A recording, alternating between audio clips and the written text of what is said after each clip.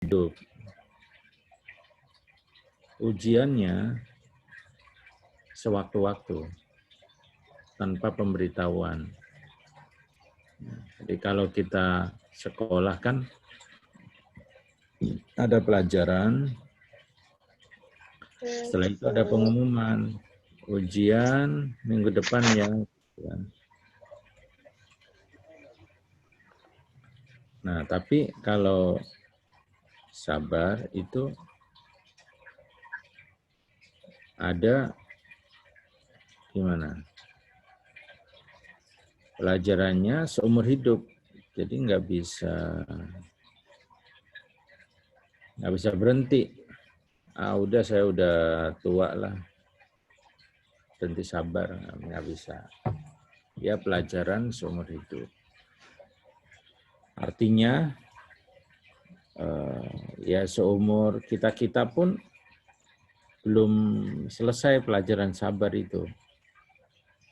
Nah, ujiannya sewaktu-waktu, jadi nggak pakai dikasih tahu sama dosennya. Ujian itu nggak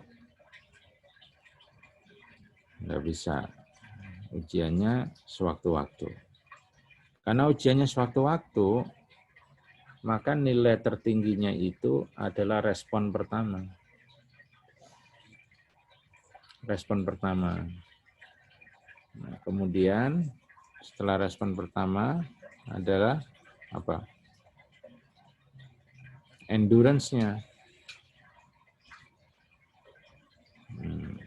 Jadi kayak gitu, sabar itu. Kemarin di audio udah saya kirimkan. Kesabaran itu harusnya indah. Harusnya indah. Tetapi kenapa kok enggak berakhir indah? Ya, karena bisa jadi kita enggak sampai ujung. Jadi keindahannya itu kan di ujungnya. Sebelum sampai ujung kita udah nyerah. Ya. Maka kita jumpai dalam surat Yusuf bagaimana Nabi Yakub mengatakan sabrun jamil ketika dia kehilangan anaknya. Dan di beberapa tempat lainnya di Al-Quran dikatakan kesabaran itu indah. Nah, pertanyaannya sekarang pagi ini adalah how to, bagaimana kita bisa sabar. Ya, bagaimana kita bisa sabar. Nah, bagaimana kita bisa sabar? Kunci yang pertama adalah syukur. Nah, balik lagi nih ilmu syukur. Kita bisa sabar itu ahli syukur. Ahli syukur itu gampang sekali sabar. Oleh karena itu, pertanyaan saya waktu itu, PR saya waktu itu, penting dikerjakan setiap hari. Apa nikmat karunia Allah 24 jam terakhir ini? Nah, insya Allah, kalau kita ahli mengidentifikasi, ahli tahaddus bin nikmah, ya, nikmat birabbika fahaddis yang perintah di surat Ad-Duha itu. Meskipun kita tahu nikmat itu la tuhsuha, kita udah belajar kemarin. Nggak bisa dihitung-hitung, saking banyaknya. Tapi kita rutin mengidentifikasi. Bahkan disebut oleh Rasulullah, afdhalud doa, doa paling afdal itu, alhamdulillah. Nah, ini menunjukkan betapa sangat tingginya nilai syukur. Bahkan kita nggak perlu, ibaratnya gitu ya, nggak perlu berdoa apa-apa. Alhamdulillah aja setiap saat. Wah gimana Pak, kita kebutuhan banyak. Ya kan rumusnya udah jelas juga. La in syakartum la azidannakum. Ya kan? Luar biasa. Jadi kalau kita alhamdulillah, dikit-dikit alhamdulillah, dikit-dikit alhamdulillah, dikit-dikit alhamdulillah. Otomatis Allah yang kerja untuk kita. Ya. Nanti nikmat kita akan ditambah. Jadi ini balik-balik ngomongin syukur lagi nih. Ya emang sentral ahli syukur ini. Sangat penting sekali menjadi ahli syukur. Dan dari sini ternyata ahli syukur juga menjadi kunci supaya menjadi ahli sabar. Ahli sabar. Dari semua nabi, 25 rasul, terpilih yang namanya ulul azmi. Betul ya? Masih ingat kan? Ada 6 ulul azmi. Siapa ulul azmi itu? Ulul azmi adalah para rasul yang kesabarannya tertinggi. Nah, jadi semua rasul itu orang-orang sabar kelas tinggi semua. Enggak kayak kita. Kalau kita kelas RT. Sabarannya kelas RT. Kalau itu udah kelas dunia. Tapi di antara yang kelas dunia itu dipilih lagi 6. Namanya ulul azmi. Nah, kesabarannya mentok. Rasulullah itu ya nggak saya ceritakan lagi lah pagi ini. Silakan pelajari lagi Sirah Nabawi. Sabarannya luar biasa. Nggak tertandingi oleh makhluk. Malaikat aja kalah sabar dengan Rasulullah. Ya kan? Waktu peristiwa Taif,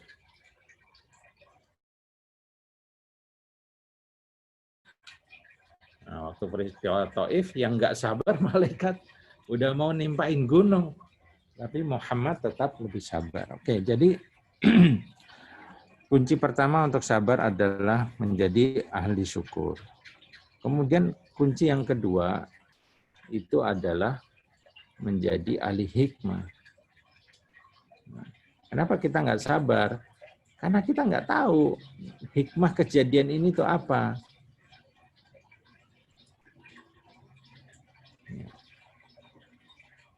Jadi saya ulang, kenapa kita nggak sabar? Karena kita nggak tahu hikmahnya. Dan emang manusia kita ini pada umumnya nggak tahu hikmah di balik peristiwa itu serta merta itu nggak bisa tahu. Itu butuh keahlian khusus. Maka kita berdoa, Allahumma ftah lana fatak. Ya Allah, bukakan pintu hikmahmu. Kenapa saya dikhianati?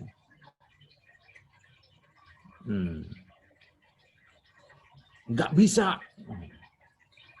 Nggak bisa apa? Ya udah terjadi. Udah dikhianati, udah terjadi. Gimana nggak bisa?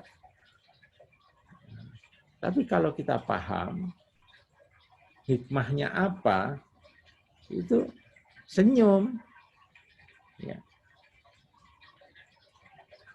Karena mau didatangkan rizki berupa anaknya itu mau hafal Quran. Mau dibersihin dulu nih hati ibunya. Hati ibu yang katanya doanya tembus langit itu mau dibeningin dulu. Dengan cara ya itu namanya pembersihan itu kan digosok. Kalau sakit kita digosok tuh. Mengalami pengkhianatan. Apa yang terjadi? Sakit hati. Tapi kalau dia tahu hikmahnya tadi, ini jalan untuk menuju ke anaknya jadi penghafal Quran, senyum. Oh, oke deh, nggak apa-apa. Hitungannya murah lah. Gitu. Nah, kita PHK. Sakit nggak di PHK? Sakit, bingung. Gimana? Cari kerjaan baru nggak ada. Tapi kalau tahu hikmahnya adalah itu perusahaan ya, 3 bulan lagi menjadi tempat maksiat, gitu. Dia dibebaskan dari situ. Nah, kalau dia paham itu, mungkin senyum.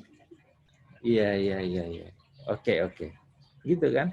Tapi karena hikmahnya tertutup, ya akhirnya marah-marah, reaktif, sedih, nangis, nggak sabar jadinya.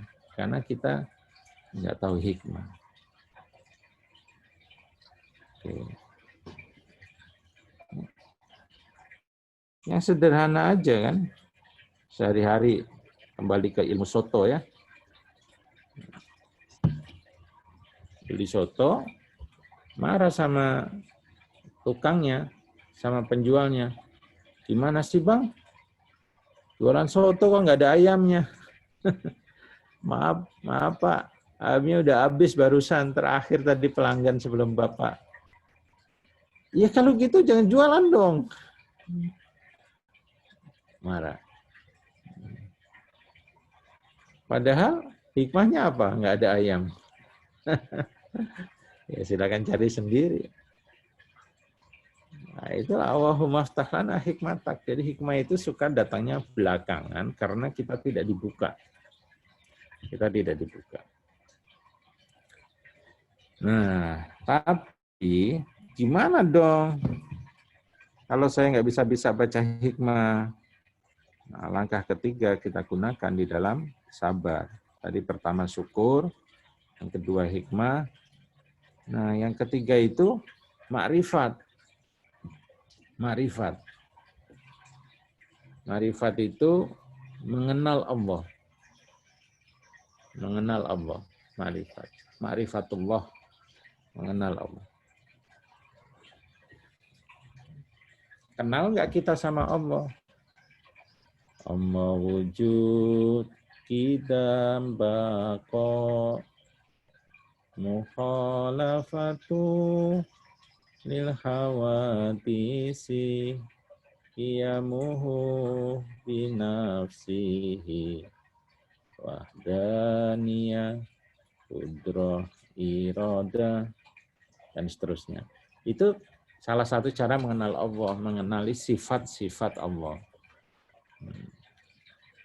Allah tuh nggak memiliki sifat, cuman ini diajarin kita sebagai manusia. Karena kalau mengenal Allah langsung gitu, ya nggak mampu. Kita bisa kebakar. Nabi Musa aja kepental, hanya mau melihat. Nggak sanggup. Nah, terus Asmaul Husna. Ya. Allah, ya Rahman, ya Rahim, ya Malik, ya Kudus, ya Salam, ya Mu'min, ya Muhaimin, dan seterusnya. Itu cara kita mengenal Allah. Nah, kalau kita mengenal Allah, dia itu Ar-Rahman, dia Ar-Rahim, kita akan muncul prasangka baik terhadap setiap perbuatan Allah. Kalau muncul selalu prasangka baik terhadap perbuatan Allah, maka hikmahnya belum kebuka pun kita tahu ini pasti kebaikan. Ini pasti kebaikan. Ya, di dalam audio yang Agim, ini bilang, ya sabar. Kenapa bisa sabar? Karena dia tahu takdir Allah itu pasti baik. Takdir Allah itu pasti baik. Sudah dengerin belum Agim yang saya kirim? Ya kan?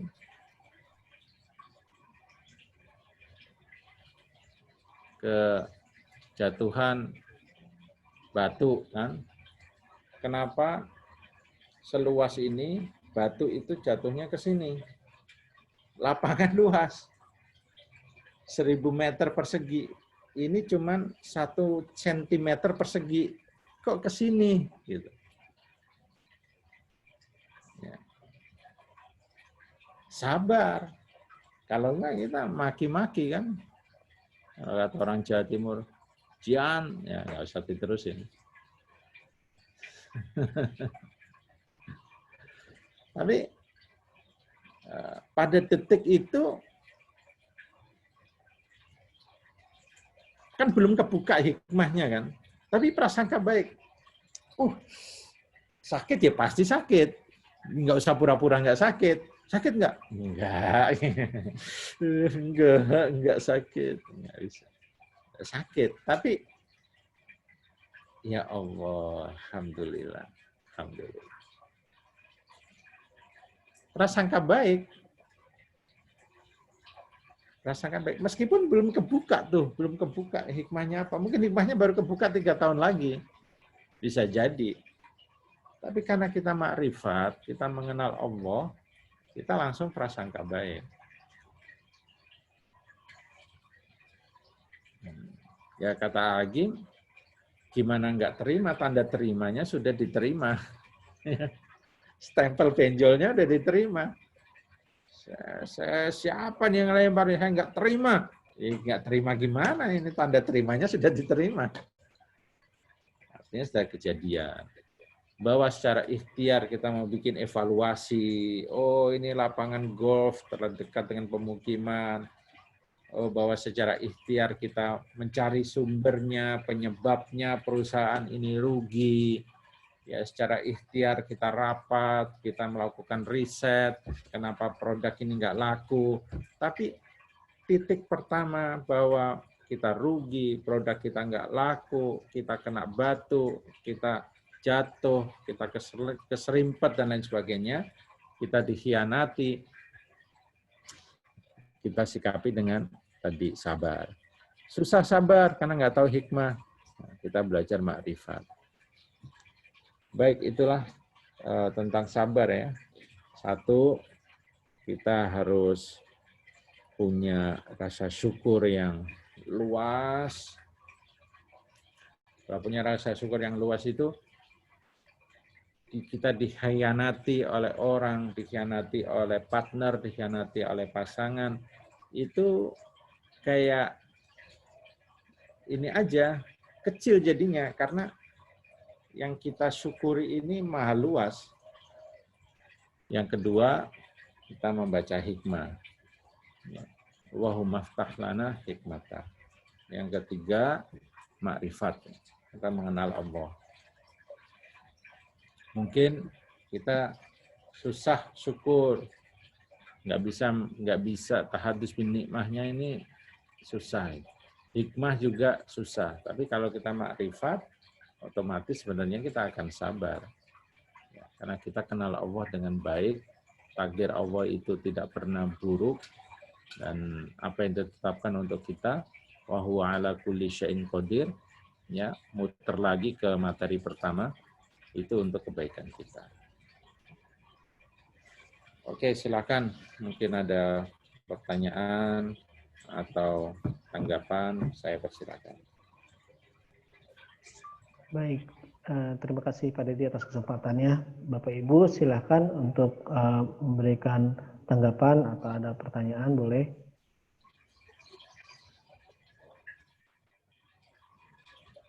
Oke, Pak Bambang, silakan Pak. Assalamualaikum, selamat pagi Gus Sani dan Prof. Dedi. Saya ingin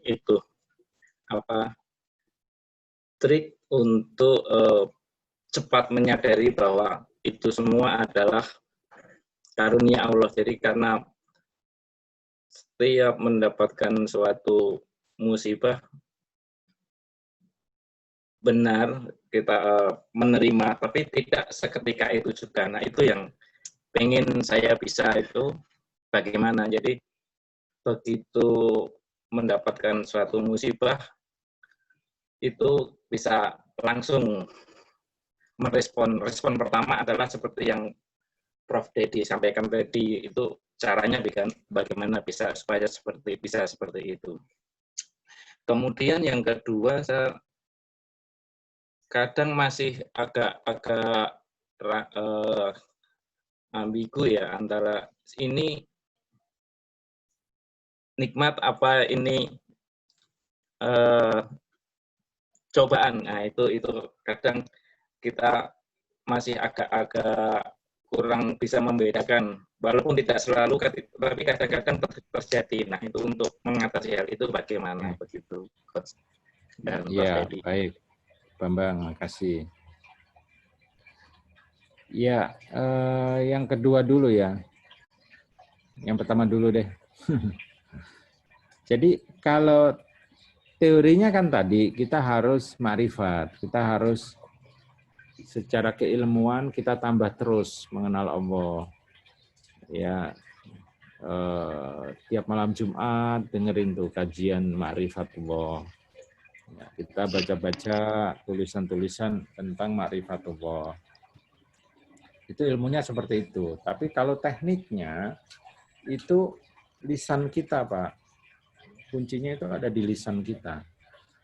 Nah, maka ada doa, Allahumma inna nas'aluka imanan kamila wa yakinan shadiqa wa lisanan dzakira.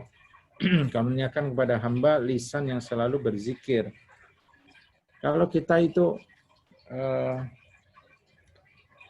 yang kita dialogkan di hati dan kita basahi bibir kita itu Allah ya Rahman ya Rahim, Allah ya Rahman ya Rahim. Kadang-kadang ya Fattahu ya Fattah ya Alim ya Fattahu ya Razzaq. Itu harusnya kita itu 24 jam kayak gitu ya. Jadi di hati yang kalau pas lagi ngomong begini kan bibirnya nggak ngucap, tapi di sini nih terus 24 jam. Nah, ini coba deh. Coba. Bukan dicoba, harus dilakukan. Ya. Nah, tapi nanti akibatnya Pak Bambang, kita kepleset pun nyebutnya Allah. Kepleset Allah. Refleks pertama kita Allah. Ya. Kalau enggak, nanti kita dikagetin orang. Gitu. Jawabnya apa? Mak. Kucing. Meong. Ya. Nah, itu. Jadi kita bangun, ini kita build up di dalam diri kita dari hati dan lisan, terus saja. Nah, maka kan disebut tuh ala bidzikrillahi tatma'innul qulub. Ya. Yang berzikir itu akan ditenangkan hatinya. Nah, yang enggak tenang hati itu memang susah sabar. Kita gelisah gitu kan, pengen marah. Begitu kejadian negatif lewat, yang kita lakukan ambil golok. Kita nggak tenang. Kita harus perlu tatma'innul qulub. Ala bidzikrillah tatma'innul qulub. Jadi kalau Pak Bambang tadi nanya tips, ya tipsnya zikir. Zikir. Sebelum kita mencapai derajat ma'rifat, hikmah, ahli syukur tadi, ya jangka pendek kita, ayo jangan berhenti zikir. Subhanallah bihamdi, subhanallahil adzim. Bosan ganti lagi sholawat. Allahumma sholli ala sayyidina. Allahumma sholli ala sayyidina. Bosan lagi, hamdalah, alhamdulillah. Ya begitu seterusnya. Oke, terus yang kedua tadi apa ya? Jadi lupa kan? Apa Pak Sani? Tentang ambigu ya. Tadi Bapak. Antara cobaan dan karunia, kadang suka lupa membedakan atau kurang mampu membedakan antara Ya, baik. Nah, ini catat. Setiap detik yang datang ke kita itu ujian, itu cobaan. Nah, gitu.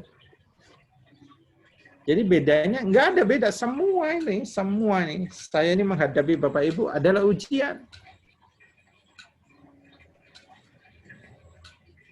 Ujian. Habis ini kita ada yang sarapan pun ujian. Nggak ada, jangan menyebut ujian itu ketika nggak ada sarapan. Ada sarapan pun ujian.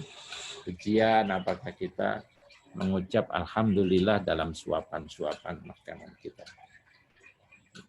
Every day, every single day, setiap peristiwa, kejadian itu adalah ujian. Siapa yang menang? Seorang muslim yang menang. Kenapa? Ketika dia ujiannya berupa kelapangan, dia bersyukur. Ketika ujiannya berupa sempit, dia bersabar. Makanya kata Rasulullah, ajib. Sungguh ajaib orang muslim itu, orang mukmin itu. Oke, baik. Ada pertanyaan di chat, Pak Sani?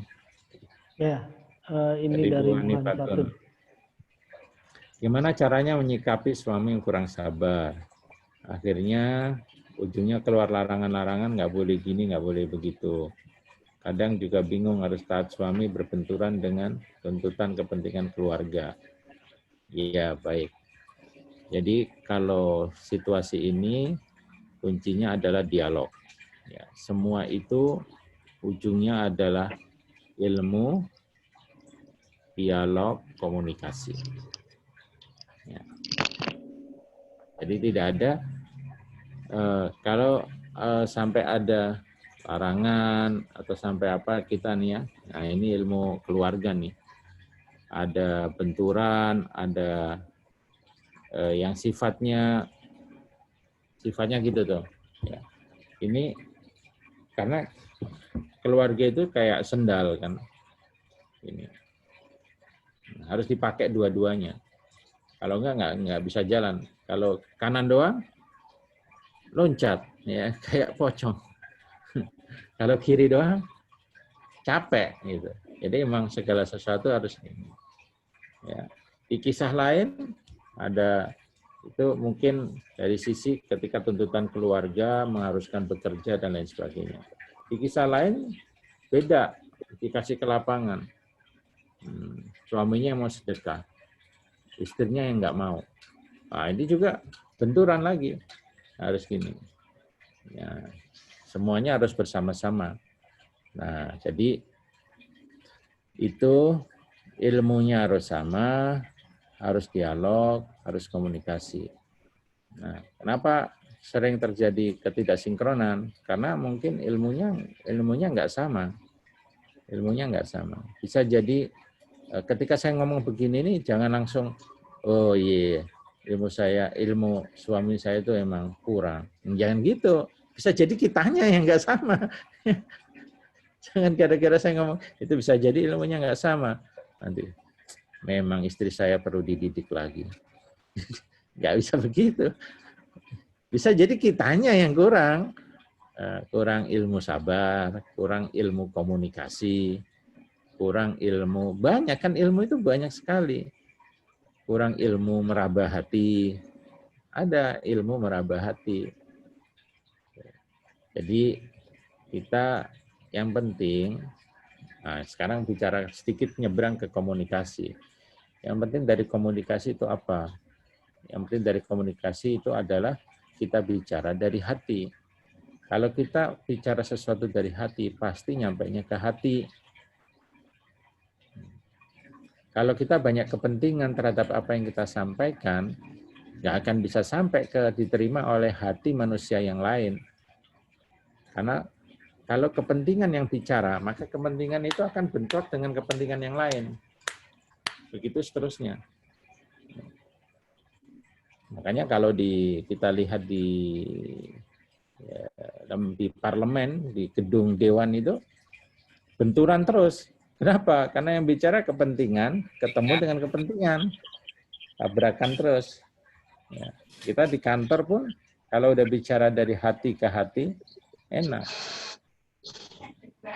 Ya Bu, mohon maaf jawabannya sederhana.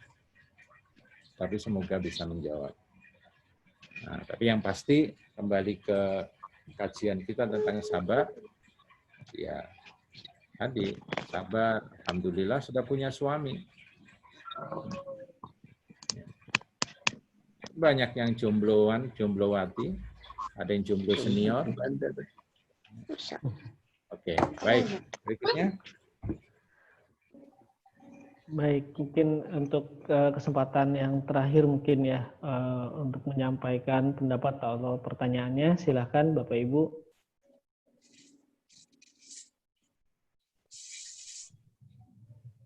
Assalamualaikum warahmatullahi wabarakatuh. Waalaikumsalam warahmatullahi wabarakatuh. Silakan Bu Fahmi. Prof. Dedi sama Pak Sani. Saya di pagi ini yang terakhir mau bertanya, apakah sabar menghadapi ujian dan cobaan itu ada batasnya? Sedangkan sekarang dari kemarin saya belum selesai menghadapi anak saya yang tidak mau sekolah. Saya sedih banget. Saya belum bisa mungkin menghadapi kesabaran dan cobaan ini. Pak Sani, Prof. Dev. Saya mohon yang terbaik. Bagaimana menghadapi anak saya yang semenjak mengajak balik ini. Kalau didekatin susah.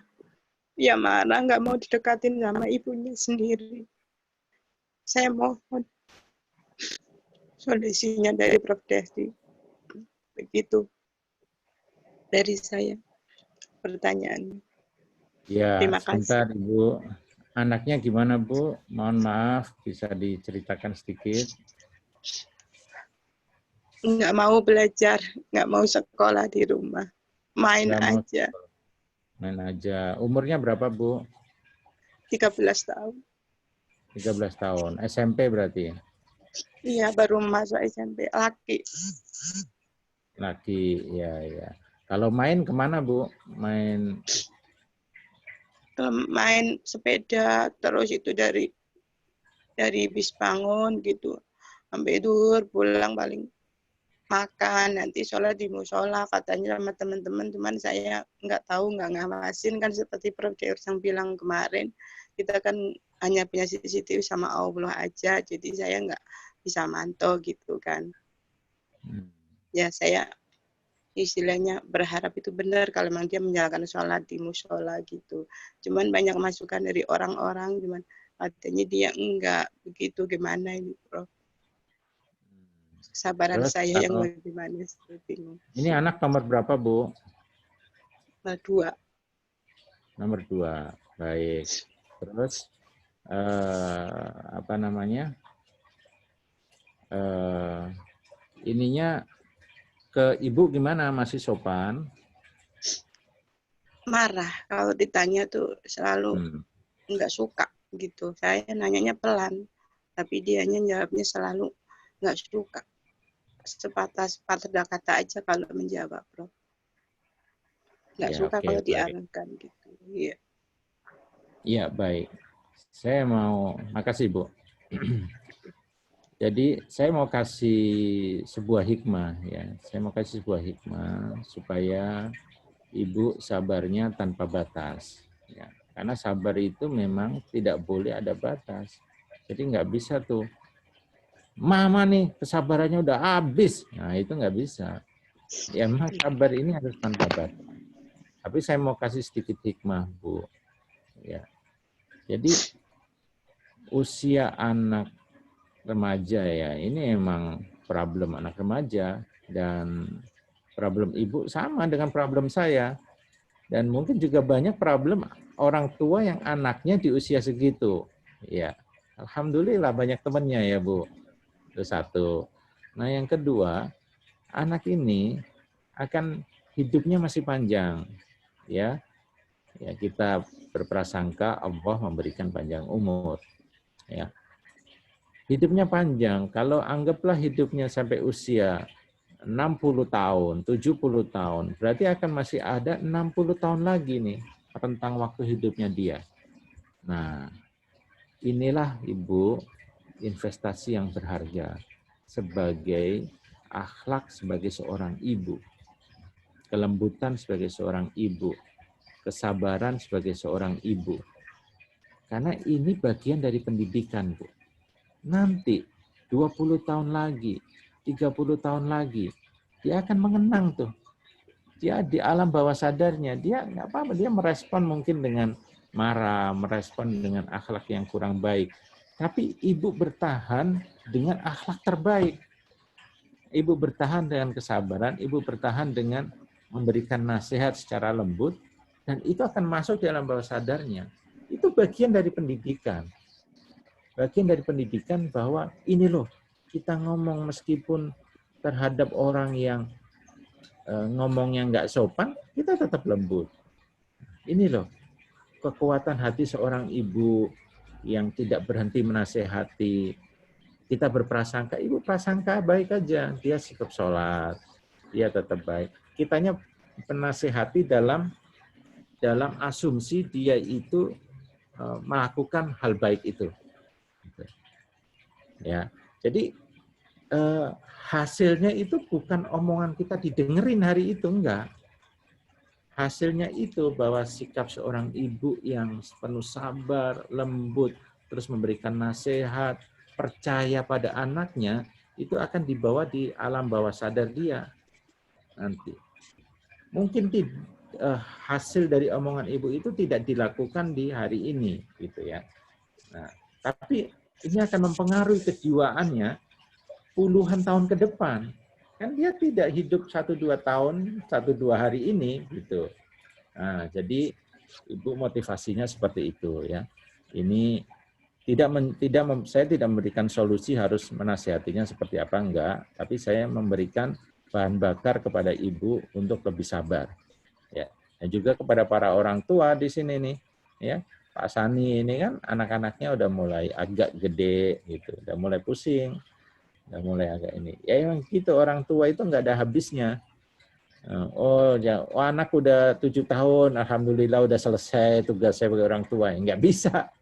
Terus saja, nanti ibu anaknya umur 17, lain lagi masalahnya. Ya, anaknya umur 30, lain lagi masalahnya. Begitu seterusnya. Nah, yang pendidikan terbaik dari seorang ibu, seorang ayah adalah akhlak. Nanti dia akan belajar dari situ. Termasuk kita kepada orang tua kita, perlakuan kita kepada orang tua kita, akan ditonton oleh anak kita. Kita nggak perlu juga ngomong gini, lihat tuh kamu, lihat ayah nih, kalau ke Mbah kayak gimana. Nggak perlu juga, biarin aja. Percaya bahwa setiap orang itu punya yang namanya mata fisik dan mata batin. Dia akan ngerekam semuanya. Jadi ketika ibu tetap sabar, berprasangka baik terhadap dirinya, tetap berkomunikasi, tetap menasehati, ya meskipun dilawan dan sebagainya, tetap ibu tetap doakan, tetap dielus, tetap di apa? Nah, itu semua Bu akan terekam semua, terekam di pikiran, di alam bawah sadar ya, di alam bawah sadar itu nggak keluar tapi masuk, terekam di hati. Suatu saat dia akan jadi pemimpin, dia akan jadi pemimpin yang lembut karena mengingat cerita tentang ibunya. Begitu. Itu ya, Bu. Mudah-mudahan ini jadi energi sabar buat ibu dan buat saya sendiri juga. Yang anak-anaknya ABG itu sama masalahnya, Bu. Ya, insya Allah kita dikaruniai kesabaran.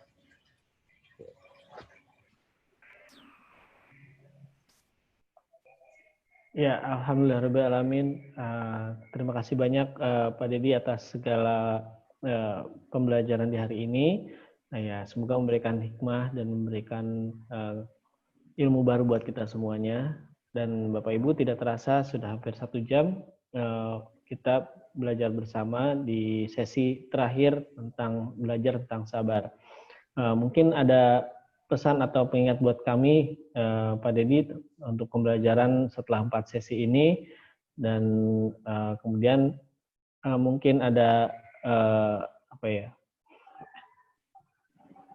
sedikit pesan terakhir buat kami semua di sesi Headmaster Class yang bulan Juli ini. Oke, baik. Saya rasa tidak ada tambahan lagi. Silakan diulang-ulang materi ini menjadi pengingat bersama. Dan kalau setiap mendengarkan materi saya, tolong didoakan saya ya, doain Pak Dedi diampuni seluruh dosa-dosanya. Gitu. Ya, titipannya itu. Mari kita tutup dengan membaca surat At-Taubah 2 ayat terakhir ya.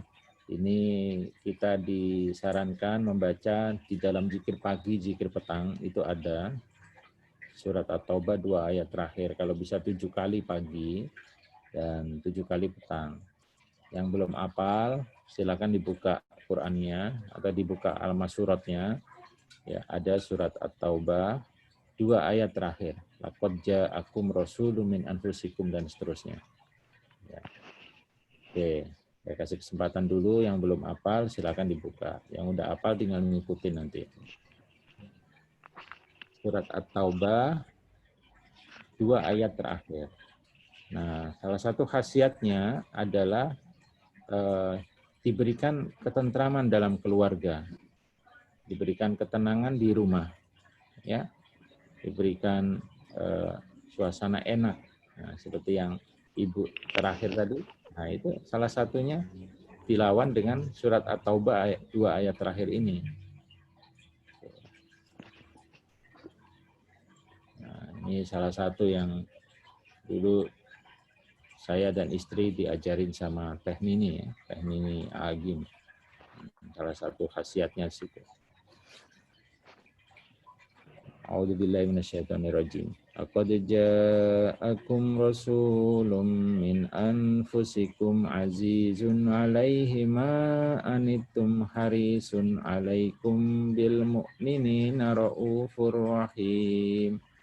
Fa in tawallaw faqul hasbiyallahu la ilaha illahu 'alaihi tawakkaltu wa huwa rabbul 'arsyil 'adzim. Laqad ja'akum rasulun min anfusikum azizun 'alaihi ma anittum harisun 'alaikum bil mu'minina raufur rahim.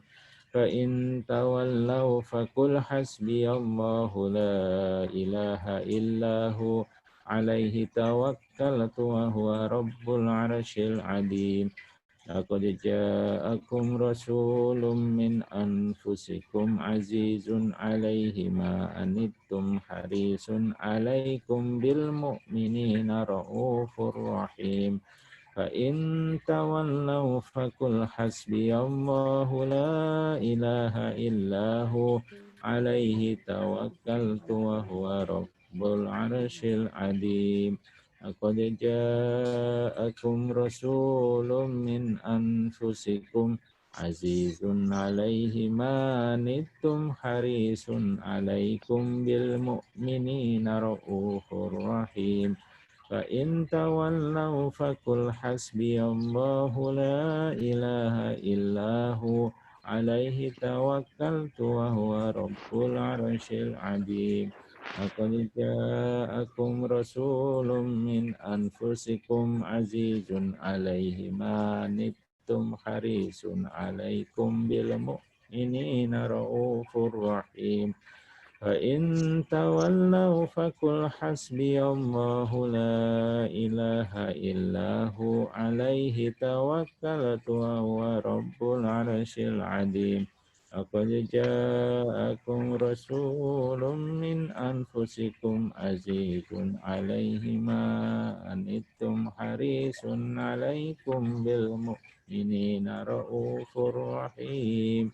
Fa in tawallaw faqul hasbiyallahu la ilaha illahu 'alaihi tawakkaltu wa huwa rabbul 'arsyil 'adzim. Laqad ja'akum rasulun anfusikum azizun 'alaihi ma anittum harisun 'alaikum bil mu'minina raufur rahim.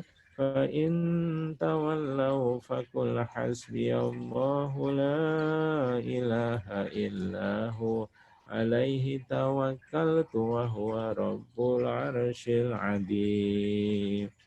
Shadaqallahul adzim. Makasih semuanya. Kurang lebihnya saya mohon maaf. Assalamualaikum warahmatullahi wabarakatuh. Waalaikumsalam warahmatullahi wabarakatuh. Ya, barakallah. Alhamdulillah, Bapak Ibu, kita sudah mengikuti semua sesi yang ada di Headmaster Class kali ini.